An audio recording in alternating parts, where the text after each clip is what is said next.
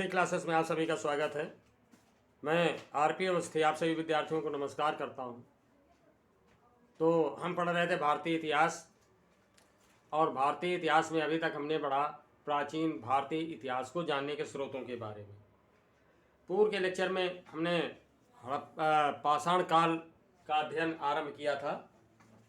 तो यानी प्रागैतिहासिक भारत में हमने पाषाण काल के बारे में पूर्व लेक्चर में पढ़ा था।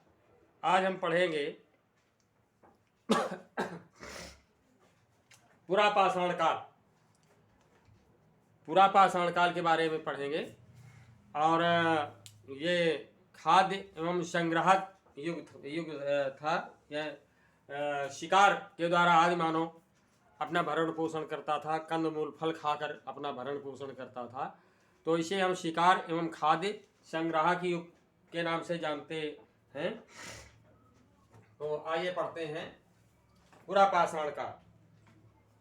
तो हमारा विषय है भारतीय इतिहास। भारतीय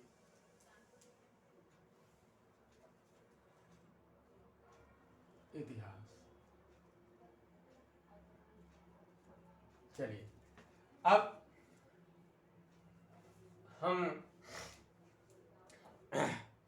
आज का टॉपिक है हमारा पुरापाषाण काल। पुरापाषाण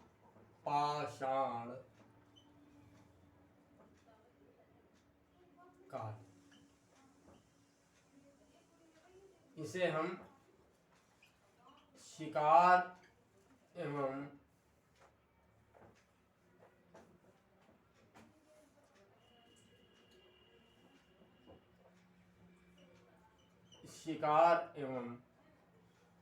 खाद्य संग्रह युग, खाद्य संग्रह युग के नाम से भी जानते हैं। तो इस युग की शुरुआत जो है, इस युग की शुरुआत के संकेत भारत में जो है द्वितीय हिमावर्तन यानी दूसरे ग्लेशिएशन के काल से मिलते हैं। और ये समय जो है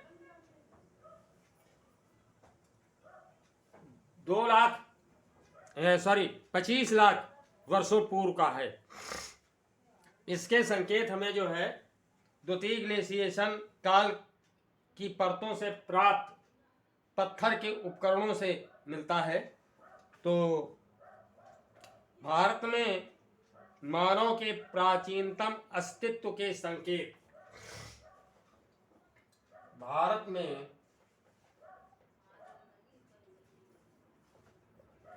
मानव के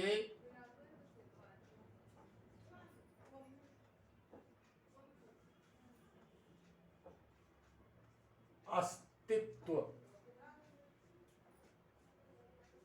यानी मानव का अस्तित्व इस धरती पर कब से आरंभ हुआ, उसके जो प्राचीनतम संकेत हैं, ठीक है, भारत में मानव के प्राचीनतम अस्तित्व का संकेत, या प्राचीनतम कर देते हैं, प्राचीनतम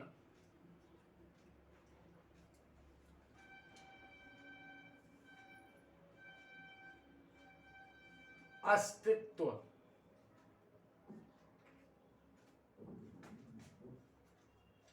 का संकेत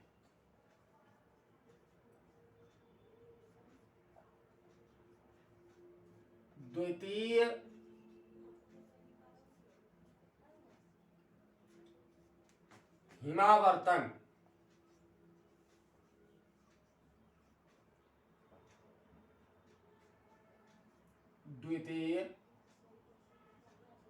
हिमावर्तन यानी ग्लेशिएशन यानी सेकंड ग्लेशिएशन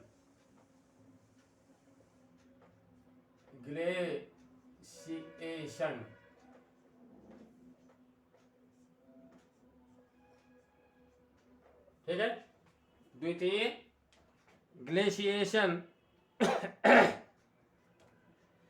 काल की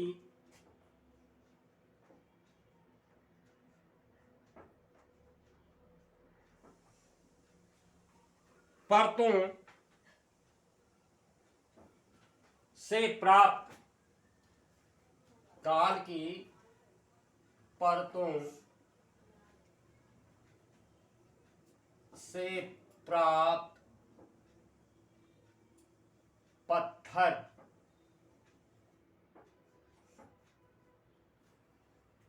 के उपकरणों से प्राप्त होता है। पत्थर के उपकरणों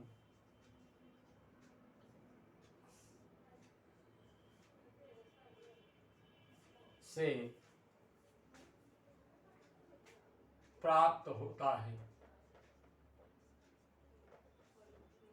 यानी दूसरे ग्लेशिएशन यानी दूसरे हिमावर्तन के काल के समय पत्थर के परतों में, पत्थर की परतों के नीचे जो उपकरण मिले हैं, उससे ज्ञात होता है कि द्वितीय ग्लेशिएशन के काल में जो है मानव का अस्तित्व इस धरती पर हुआ। मानव इस धरती पर जो है अपने क्रिएशन के रूप में आया, अपने अस्तित्व के रूप में आया। और इसका काल जो है 25 लाख ईसा पूर्व का है। इसका काल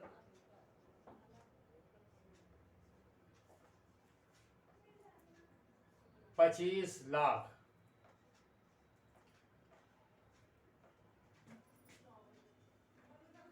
ईसा पूर्व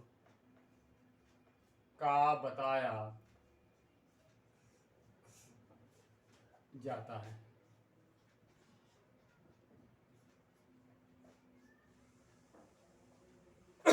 ठीक है। अब अगली बात आती है कि हम जानते हैं कि जो आदिम युग था, प्रिमिटिव मानव था, तो इसको धातुओं का ज्ञान नहीं था। एक असभ्यता का जीवन जीता था, पेड़ पौधों के नीचे रहता था। ठीक है। जंगली जानवरों का हमेशा खतरा बना रहता था और जंगल में उत्पन्न होने वाले कंदमूल और वृक्षों के फल, पत्तियां आदि खा करके, फूलों को खा करके अपना जीवन यापन करता था। साथ ही पशुओं का शिकार भी करता था। पशुओं के शिकार के लिए बेडौल, बड़े बड़े पत्थरों के उपकरणों का प्रयोग करता था कि जैसे कोई जानवर है तो उस पर जो है बहुत बड़ा पत्थर उठा करके उस पर जो है प्रहार किया, जानवर मर गया तो उसका कच्चा मांस खाते थे। ठीक। तो इस प्रकार जो है ये अपना भरण पोषण करते थे। तो इसके पास जो है कोई निश्चित घर नहीं थे, निश्चित आवास नहीं था। इसका सर्वथा जो है अभाव बना हुआ था। तो मैंने बताया कि पेड़ पौधों के नीचे ही ये जीवन यापन करता था। कभी कभी ये जो है जो गुफाएं होती हैं, पत्थरों की गुफाएं होती हैं, उनके नीचे शरण प्राप्त करता था। तो पहले ये जो है अकेला रहता था। ठीक, बिल्कुल अकेला। तो यादा कदा जो है अपना थोड़ा जो है समूह के रूप में रहने लगते थे। तो साथ ही साथ बर्तन बनाना, खेती करना, आग का जैसा ज्ञान नहीं था इसके पास, यानी कोई भी ज्ञान नहीं था। तो कुल मिलाकर के ये जंगली जानवरों के शिकार से प्राप्त मांस, जंगल से प्राप्त किए गए कंद मूल, फल, फूल, पत्तियों आदि के द्वारा ही अपना ये जीवन निर्वाह करता था। समझ में आ रही होगी बात। तो अब पूरा पाषाण युग है जो भी, तो आप देखते हैं कि वैसे क्या है कि हमारे जलवायु में परिवर्तन होता रहता है। मैं अपनी बात खुद बता रहा हूँ कि जब हम जूनियर हाई स्कूल और प्राइमरी के स्टूडेंट थे तो उस दरमियान बहुत ज़्यादा बारिश हुआ करती थी। 16 जून 15 जून के आसपास से जो है बारिश आरंभ हो जाती थी। पूरे 4 महीने इतनी ज़्यादा बारिश होती थी, इतनी ज़्यादा बारिश होती थी कि जो कच्चे घर होते थे वो धराशायी हो जाते थे। तो उस समय जितने दिन लगभग बरसात के दिनों में मौसम खुला खुला रहता था, उतने दिन जो है आजकल बारिश होती है। गिनती मतलब आप वर्तमान समय में आप देख रहे हैं कि बरसात के समय में, बरसात के मौसम में गिनती के दिनों में ही बारिश होती है, यानी आप काउंट कर सकते हैं कि इतने दिन बारिश हुई। और हमारे समय में जो है बारिश के मौसम में लोग ऊब जाते थे कि हे ईश्वर, कब जो है धूप देखने को मिलेगी, कब मौसम खुलेगा। लोग जो है अपने पालतू पशुओं के लिए, जानवरों के लिए जो है खेतों से चारा तक नहीं ला पाते थे, यहाँ तक कि मार्केट तक नहीं कर पाते थे लोग, इतनी बारिश होती थी। तो दूर दराज के जो ऐसे गांव होते थे जहाँ मार्केट दूर हुआ करती थी, आवागमन के साधन नहीं होते थे, वहाँ के लोग जो है ना ये अपने खाने पीने के बंदोबस्त, तेल मसाले आदि का बंदोबस्त जो है एक एक महीने के लिए कर लिया करते थे। अब आप मौसम का परिवर्तन देख रहे हैं कि गिनती के दिनों में बारिश होती है और इधर लगभग दिसंबर पूरा चला जाता है, उतना कड़ाके की सर्दी नहीं पड़ती है। जबकि हमारे बचपन के समय में जो है दिसंबर का महीना जो है बिल्कुल कड़ाके की सर्दी का हुआ करता था, पाला गिरता था। तो अब मौसम का ही तो परिवर्तन है, तो उस समय भी मौसम में परिवर्तन हुआ। पूरा पाषाण काल में भी के समय में भी जो है मौसम में जो है परिवर्तन हुआ। मौसम के परिवर्तन के फलस्वरूप जो आदि मानव था उसके स्ट्रक्चर में बदलाव हुआ, उसके रहन सहन में बदलाव हुआ और उसके रहन सहन के द्वारा जो है उसके जीवकोपार्जन के जो संसाधन थे उनमें बदलाव हुआ। साथ ही समय के साथ साथ जो उसके उपयोग के उपकरण थे, दैनिक जीवन के उपयोग के जो उपकरण थे उनमें भी बदलाव हुआ। तो उस उपकरणों में बदलाव के आधार पर, मौसम में बदलाव के आधार पर इस पूरा पाषाण काल को 3 भागों में जो है बांटा जा सकता है। ठीक है, तो मानव द्वारा प्रयुक्त होने वाले हथियारों के स्वरूप और जलवायु में होने वाले परिवर्तनों के आधार पर पूरा पाषाण युग को 3 भागों में बांटा जा सकता है। पूरा पाषाण युग को पूरा पाषाण युग को 3 भागों में, 3 भागों में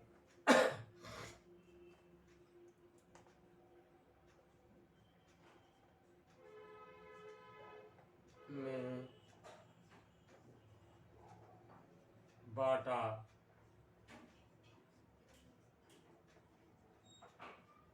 जा सकता है।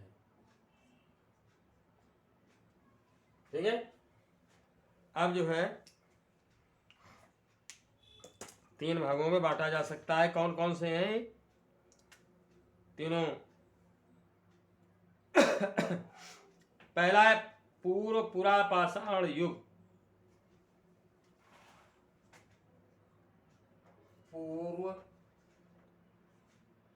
पूरा पाषाण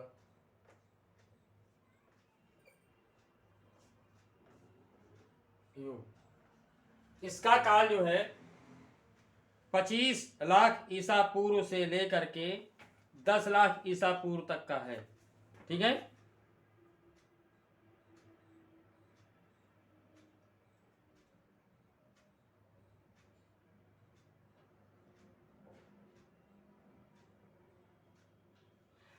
सॉरी 25 लाख ईसा पूर्व वर्ष से लेकर के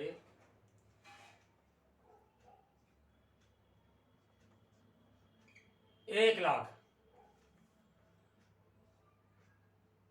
लाख वर्ष ईसा पूर्व, ये समय पूछा जाता है कभी कभी परीक्षाओं में। ठीक है, पूरा पाषाण युग का जो समय है 25 लाख वर्ष ईसा पूर्व वर्ष से लेकर के 1 लाख वर्ष ईसा पूर्व तक का है। ठीक, अब जो है यहां ईसा पूर्व भी जोड़ देते हैं। वर्ष ईसा पूर्व से 1 लाख वर्ष ईसा पूर्व तक। ठीक। अब जो दूसरा है, इसका दूसरा भाग, मध्य पाषाण युग। मध्य पाषाण युग जो है, मध्य पाषाण युग, ये जो है 1 लाख वर्ष ईसा पूर्व से लेकर 40,000 वर्ष ईसा पूर्व तक। ठीक।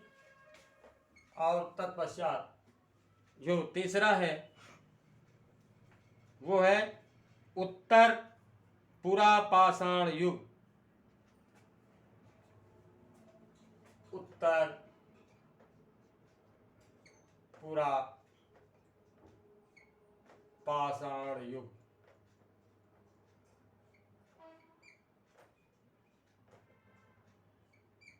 ठीक। इसका जो समय है वो है 40,000 वर्ष ईसा पूर्व से 10,000 वर्ष ईसा पूर्व। 40,000 वर्ष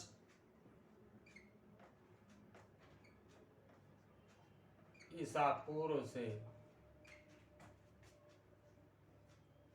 10,000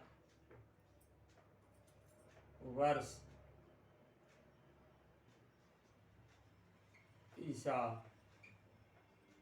पूर्व, यानी बीसी का, बिफोर क्राइस्ट। तो इस तरह से जो है,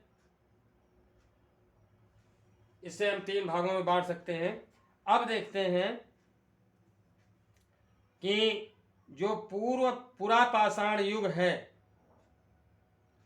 तो अधिकांश हिम युग का जो आरंभिक पुरा पाषाण, यानी अधिकांश हिम युग आरंभिक पुरा पाषाण युग में ही व्यतीत हुआ। यानी जो हिम युग है, ये हिम युग जिस समय पूरी पृथ्वी बर्फ से जम गई थी, तो ये जो हिम युग है, ये अधिकांश हिम युग आरंभिक पुरा पाषाण, आरंभिक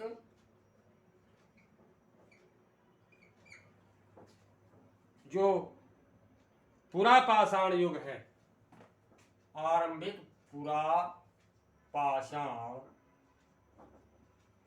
युग में ही व्यतीत हुआ। बात समझ गए ना? यानी जो हिम युग का पीरियड है 25 लाख से लेकर के 1 लाख वर्ष तक, यानी यूं मान करके चलिए कि लगभग 25 लाख वर्ष तक का लंबा समय ये हिम युग का है। समझ आया? और ये जो है आरंभिक पुरा पाषाण युग में ही व्यतीत हो गया, यानी अहिम युग का अधिकांश हिस्सा, हिम युग का अधिकांश भाग, यानी 25 लाख वर्ष का लगभग समय किसमें बीत गया? आरंभिक पुरा पाषाण युग में ही बीत गया। और इसमें क्या हुआ कि कुल्हाड़ी या हस्त कुठार, विदारणी और गणासा का जो है प्रयोग इस युग में किया गया। इस युग में जो प्रयोग आदिमानव के द्वारा प्रयोग किए जाने, ये सवाल पूछा गया, मैं नोट कर देता हूं। इस युग में यानी आरंभिक पुरा पाषाण युग में हस्त कुठार,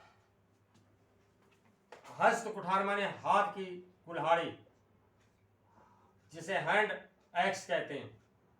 ठीक है, हस्त कुठार यानी हैंड एक्स, विदारणी, विदारणी जिसे अंग्रेजी में क्लीवर कहते हैं, मतलब फावड़े जैसा उपकरण, खुदाई करने के लिए फावड़े जैसा उपकरण, विदारणी। और इसके बाद गणासा यानी खंडक,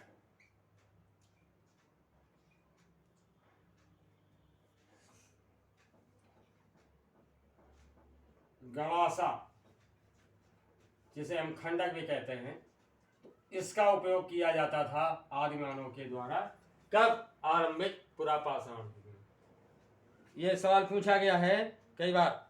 और भारत में जो कुल्हाड़ियां प्राप्त हुई हैं,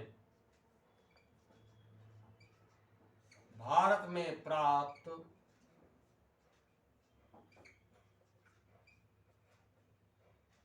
कुल्हाड़ियां जो हैंड एक्स है, पत्थर से निर्मित, ठीक, भारत में प्राप्त कुल्हाड़ियां प्रायः पश्चिम एशिया, यूरोप, अफ्रीका से प्राप्त कुल्हाड़ियों जैसी ही हैं।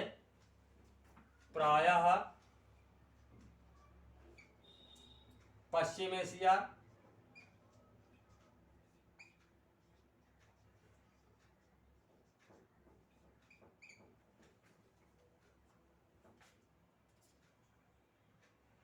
यूरोप एवं अफ्रीका, पश्चिम एशिया, यूरोप एवं अफ्रीका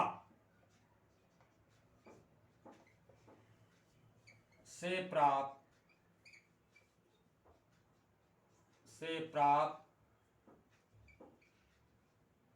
कुल्हाड़ियों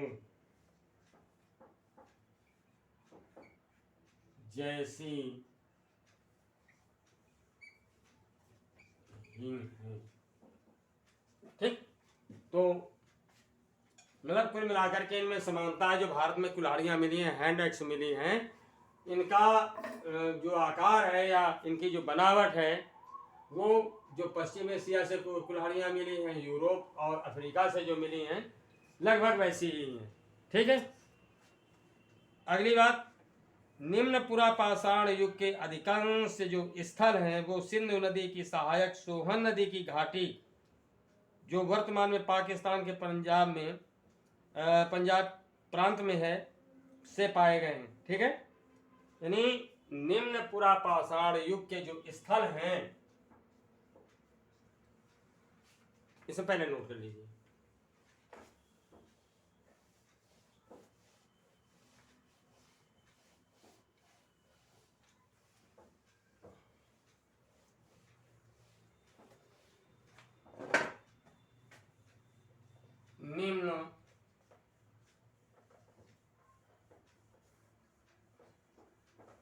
निम्न पुरापाषाण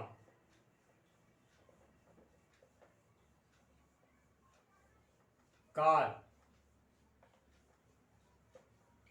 के जो स्थल हैं, ठीक है, ये स्थल कहां से प्राप्त होते हैं कि अधिकांश स्थल कर देते हैं, ज्यादातर स्थल, अधिकांश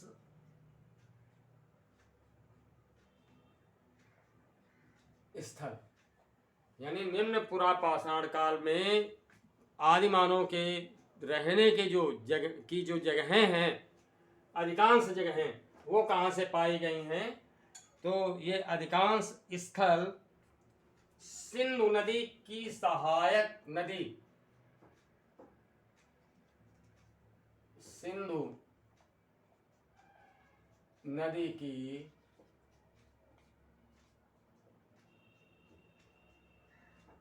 सहायक नदी, सिंधु नदी की सहायक नदी सोहन नदी,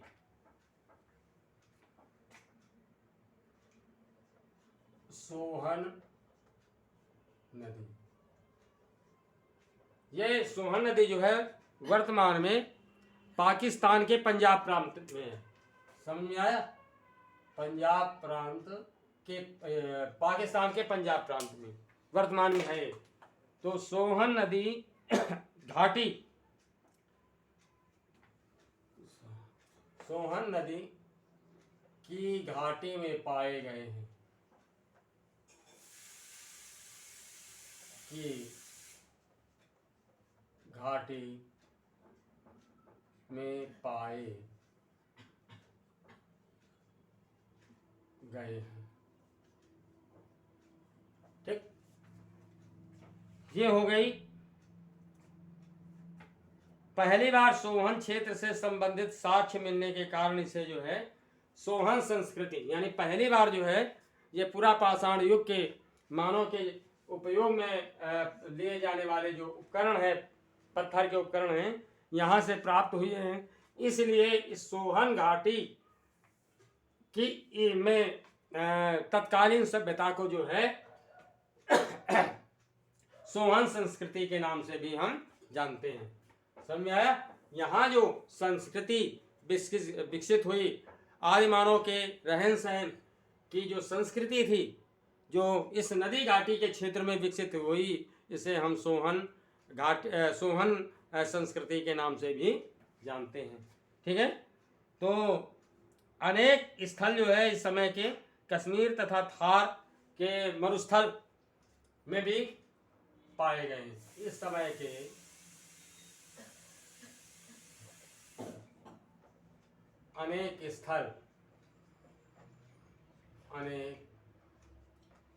स्थल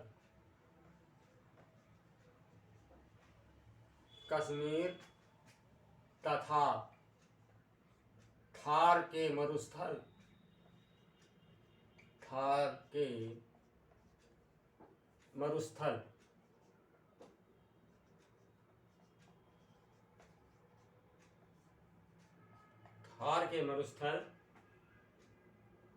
डिडवाना, वो जो जगह है उसका नाम है डिडवाना,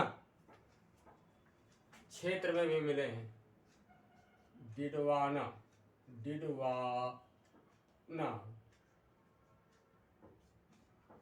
क्षेत्र में भी मिले हैं। यानी जो निम्न पाषाण युगीन आदि मानव के आवास के जो स्थल हैं वो कश्मीर और थार का जो मरुस्थल है उसके डिडवाना क्षेत्र से भी मिले हैं।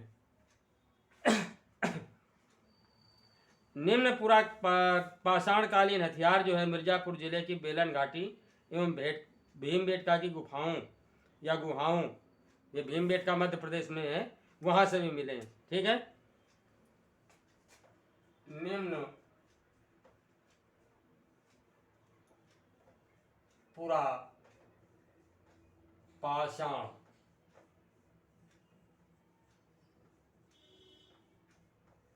कालीन हथियार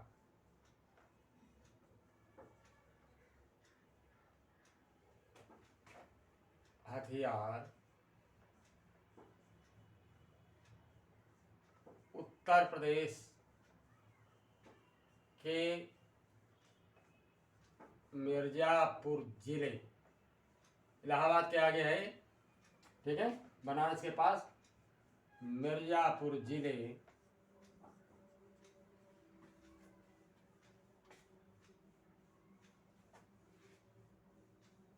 की बेलन घाटी, ठीक है, मिर्जापुर जिले की बेलन घाटी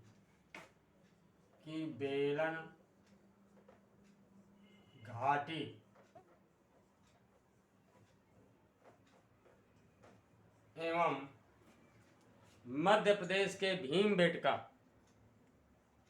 ये भोपाल के पास है, ठीक है, एवं मध्य प्रदेश, ठीक, यहाँ लिख देता हूँ, एवं मध्य प्रदेश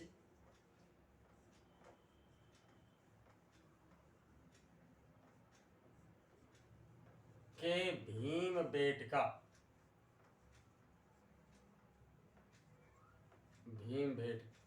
ये भोपाल के पास है, ठीक है,